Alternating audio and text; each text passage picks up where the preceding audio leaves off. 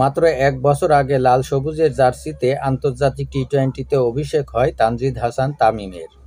আর এই ১ বছরে মাত্র ৪২ ইনিংস খেলেই বাংলাদেশের হয়ে আন্তর্জাতিক টি-টোয়েন্টিতে সবচেয়ে বেশি 50+ ইনিংস খেলার তালিকায় ৩ নম্বরে উঠে এসেছেন তিনি।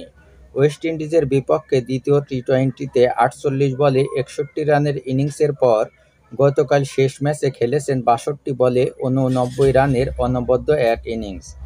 আর এই ইনিংসের সুবাদেই ১০টি 50+ ইনিংস পূর্ণ করেছেন এই বামহাতি ওপেনার। তার চেয়ে বেশি 50+ ইনিংস আছে কেবল লিটন কুমার দাস ও সাকিব আল হাসানের। ১১৫ ইনিংসে বর্তমান টি-টোয়েন্টি দলের অধিনায়ক লিটন কুমার দাস 50+ ইনিংস খেলেছেন ১৫টি।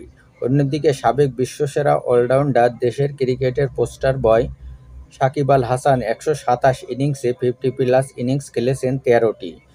এছাড়া তামিম ইকবাল ৭৪ ইনিংসে ৮টি ও মাহমুদুল্লাহ রিয়াদ ১৩০ ইনিংসে ৮টি 50+ ইনিংস খেলেছেন বাংলাদেশের হয়ে।